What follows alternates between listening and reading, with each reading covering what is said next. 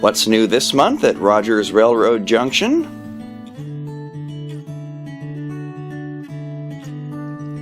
Athearn is dominating again with offerings in all three of its product lines, starting off with EMD SD70 MACs, now available in Burlington Northern's executive livery. A wide cab version of EMD's classic workhorse locomotive, the 70 Mac also features the improved performance of alternating current traction motors. Production started in 1993, and the design remained popular for over a decade, with over 1,100 units being produced before the model was supplanted by the SD70 Ace in 2004. Featuring highly detailed HTC-R trucks, the classic BNSF wedge plow, full MU connections, working ditch lights, and a 5-pole skew-wound motor with dual flywheels and a multi-link drive line for the best in both agility and silky smooth operation.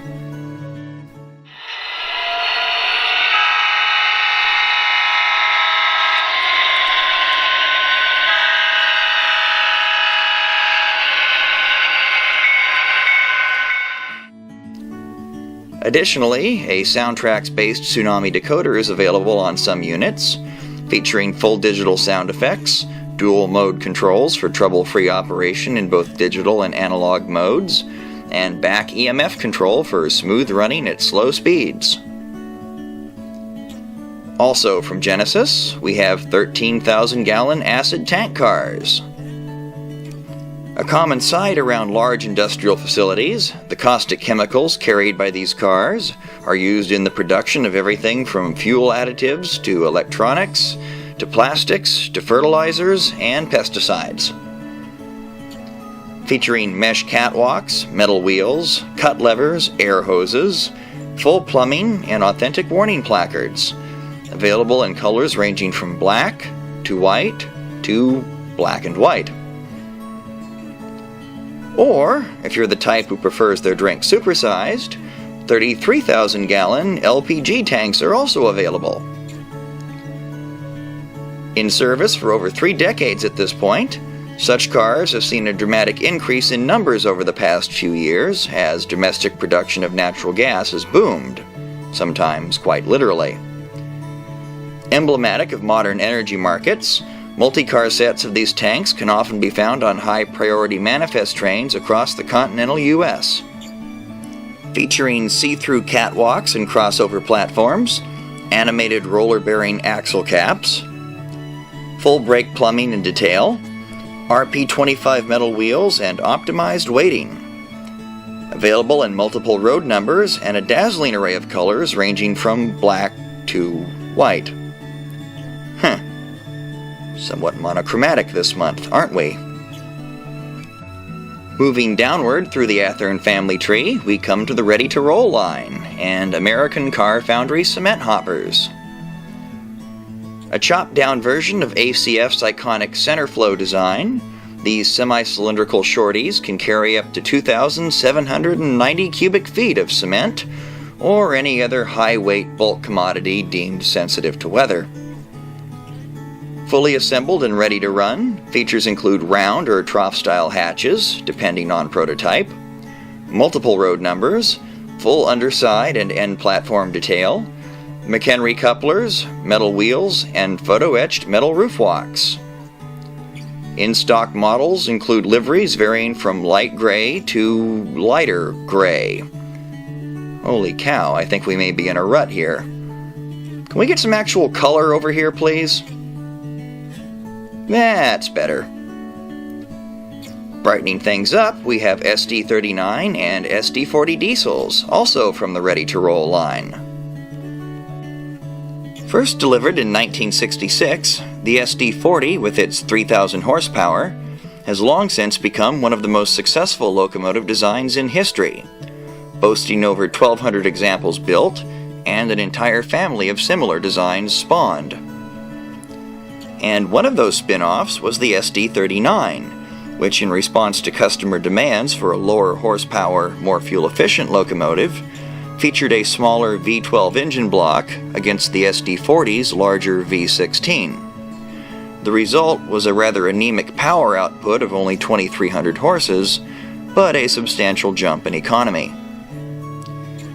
Featuring many key details such as the Southern Pacific's unique L-shaped windshields, other features include prototypical differences in bell position and radio antenna design, a lack of dynamic brakes where indicated by prototype, cold weather hoods and hatches over crucial air intakes, full MU connections, and the latest addition to the RTR family, digital sound.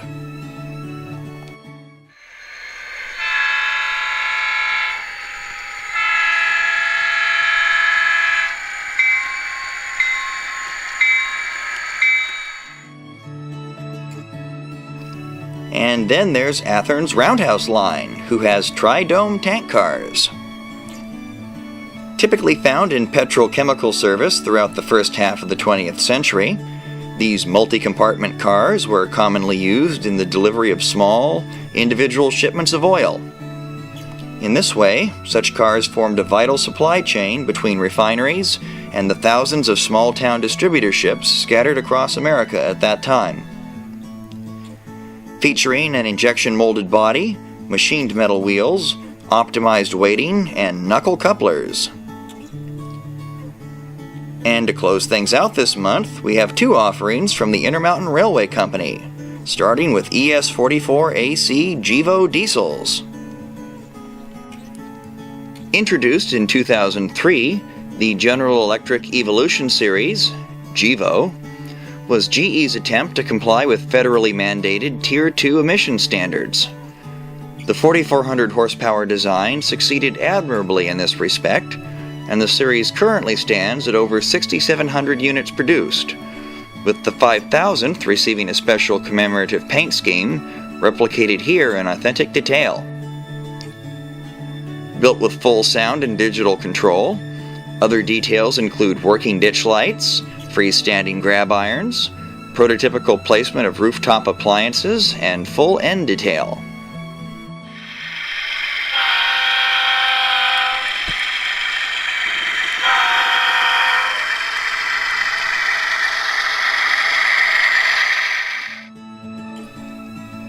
And finally, there's mechanical refrigerator cars. As the primary means of transporting fresh produce from West Coast fields to East Coast markets, these cars are largely responsible for the American diet being what it is today. So now you know who to blame. Finely detailed with underbelly fuel tanks, see-through grillwork over the compressor compartments, full brake rigging, cut levers, crossover platforms, metal wheels, and couplers. Available in 8 different liveries, guaranteed to fit whatever region you model. But of course, all of this is just the tip of the old iceberg when it comes to all that we have in stock. So drop on by and see what else is new this month, here at Rogers Railroad Junction today.